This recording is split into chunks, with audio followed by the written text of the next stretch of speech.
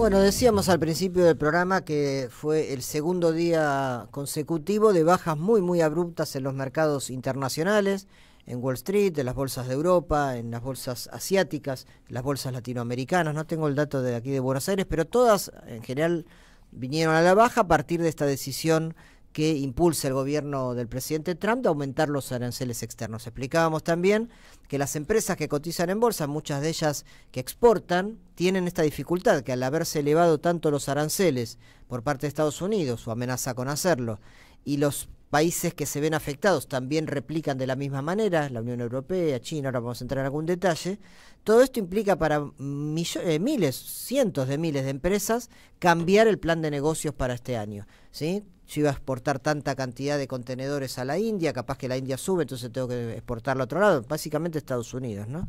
Eso implica un maremoto total si se llegara a aplicar lo que dice Trump, y eso hizo que las bolsas donde cotizan estas empresas cayeran 3, 4, 5 o 6%, que dijimos que es un número muy alto. Las que más cayeron posiblemente sean las que cotizan en el Nasdaq, que es la bolsa de Nueva York, donde están las empresas tecnológicas, que mueven mucho del comercio internacional. Pensemos todo lo que es hoy en día la computación, las telecomunicaciones, la información, la inteligencia artificial, los microchips, todo ese tipo de cosas. Inclusive hay un cálculo que hizo Forbes, una de las consultoras y medios económicos, que habla de una caída brutal de la capitalización que tienen las empresas de Elon Musk, de Jeffs, Bezos y los demás, el dueño de Facebook, Mark Zuckerberg, no me acordaba el nombre. Todas ellas perdieron un montón de dinero y tiene que ver un poco con este proceso. ¿Qué hicieron hasta ahora los demás países? Todos anunciar que van a hacer represalias parecidas a las que hace Estados Unidos. El que más importa, por ser la segunda economía mundial, la segunda luego de Estados Unidos, es China, que dijo que va a poner aranceles del 34% a las importaciones que reciba desde Estados Unidos, para también afectar, del mismo modo que Estados Unidos afecta a las de China, responder con la misma moneda. Pero también va a controlar mucho más las exportaciones de algunos elementos críticos, minerales y demás, que se usan, por ejemplo, en la medicina nuclear, en temas electrónicos, y que Estados Unidos compra a China. Bueno, China va a regular mucho más eso para tratar de también perjudicar a la economía estadounidense. Y finalmente dijo que va a hacer una denuncia, una de las muchas que hay en la Organización Mundial del Comercio, porque claramente lo que ha hecho Trump es algo unilateral que se da de patadas con cualquier decisión. Estas decisiones se toman en algún acuerdo general. ¿Qué dijo Trump? Es decir, ahí hay un gesto de violencia a la regla de juego internacional. Sí, es patear el tablero, ¿no? Patear el tablero. Que ya veníamos diciendo están muy debilitadas, casi pintadas. Por supuesto, pero es una decisión unilateral, es decir, nunca se vio que un gobierno anuncie aranceles para todo el mundo con una base del 10% que llega hasta el 60 y pico en el caso de China, y muchos asiáticos, Vietnam, pero también países asiáticos aliados de Estados Unidos, Japón, Corea del Sur, que también salieron a protestar. Trump dijo que China entró en pánico al haber hecho esta reacción. La verdad que se mira en el espejo. El que pareciera estar en pánico es el propio Estados Unidos, ¿no? Los chinos no entraron. Es decir, vos decís porque es una decisión que refleja debilidad. Exactamente, pero lo que Trump adjudica a China, que es lo que quiere decir, que está débil, la verdad que uno me parece que es al revés la situación, ¿no? Las repercusiones en la Argentina también son muy complicadas. Hay preocupación en la Unión Industrial. Se sabe que pronto van a empezar a regir los aranceles el aluminio y el acero. Hablamos siempre del caso de Aluar, el caso de Techin, el caso de Asindar. Y como decía también al principio del programa, está la preocupación de Ciara. Ciara es una entidad que reúne a gente de muchísimo dinero en la Argentina, son los aceiteros de soja. Por algo los sindicatos que negocian con ellos paritarios siempre consiguen buenos salarios, porque es el núcleo duro de la élite argentina, del agronegocio. Están a las puteadas porque saben que ahora les va a perjudicar mucho más o les va a trabar mucho más la posibilidad de ingresar a los mercados, al mercado estadounidense. Bueno, Canadá, México, si bien ellos no fueron directamente afectados, alguna curiosidad que se dio en las medidas de Trump es que enemigos históricos de Estados Unidos, así vistos por ellos, como Corea del Norte, como Cuba, como Rusia mismo, no sufren esto porque ya están bloqueados. Esa es la explicación que dieron, que no le aumentaron los aranceles por esta razón. Y sí, insisto, perjudicó mucho a los mercados asiáticos, que por eso se están agrupando entre sí. Yo comentaba, creo que aquí la vez pasada, que se han reunido los ministros de comercio de Japón, de China y de Corea del Sur para armar entre ellos una zona de libre comercio.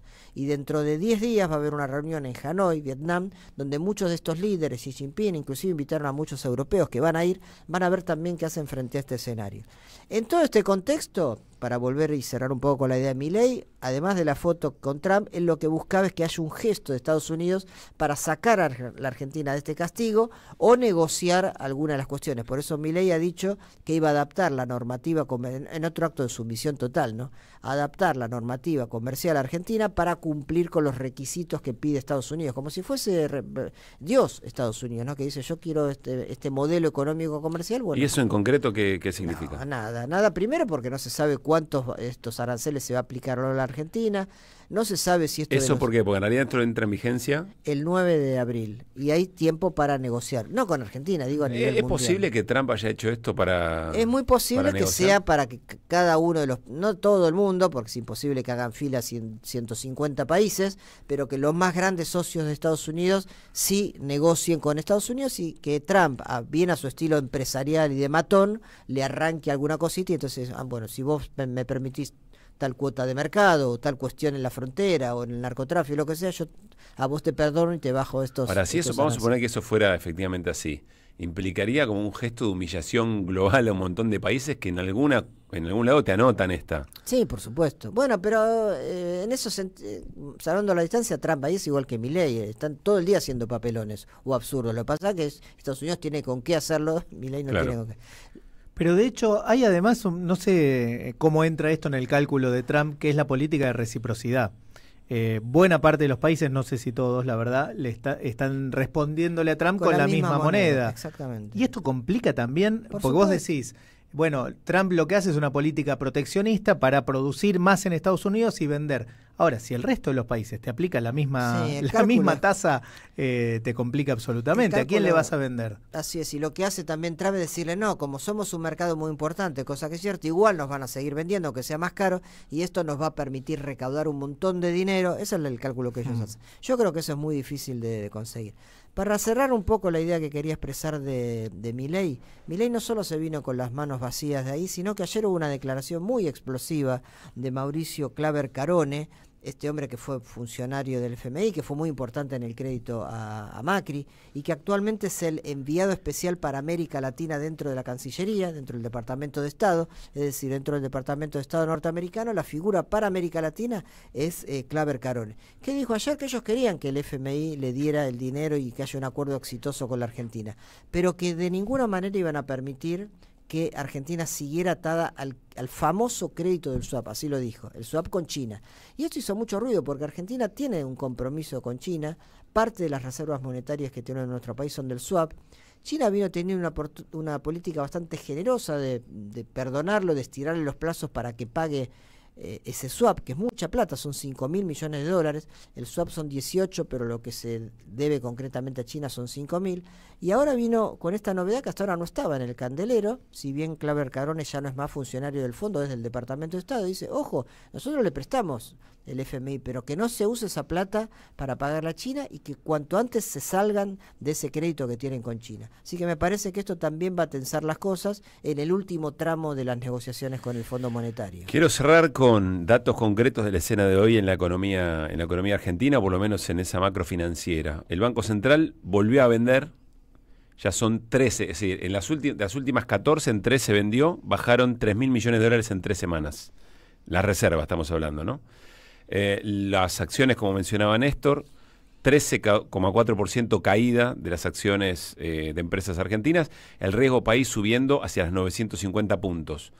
El ilegal, el dólar blue, cuarta suba semanal, los financieros siguen subiendo, la brecha es del 24%, y lo que mencionaba Carlos hace un rato, 50% el índice de miedo de Wall Street, que le da un marco a todo esto. A ver, ¿todo esto es autoinfligido por parte del gobierno? No, evidentemente que hay un shock externo muy fuerte, pero la pregunta es sobre qué tipo de resguardo implica el plan económico frente a este tipo de situaciones que están a la vuelta de la esquina todo el tiempo, hace mucho tiempo en el mundo. Los otros quizás dos datos que convendría agregar es la caída de los precios del petróleo, lo que augura que el mercado entiende que va a haber una recesión mundial, y el otro... Porque se va a utilizar menos energía. digamos. Se va a utilizar menos energía, va a haber menos demanda, Sí. al haber inflación va a caer el consumo de la gente, sobre todo en Estados Unidos. Y lo otro es el aumento del precio del oro, que también siempre es un indicador clave cuando hay momentos de pánico, de temor, de incertidumbre, que el oro sigue siendo históricamente un valor de reserva más atractivo para los inversores, ¿no? Así que bueno, el cuadro es muy, muy complicado. De acá al 9 de abril hay que ver cómo evoluciona y cuánto de efectivo tiene lo que anunció Trump o cuánto de poder de negociación.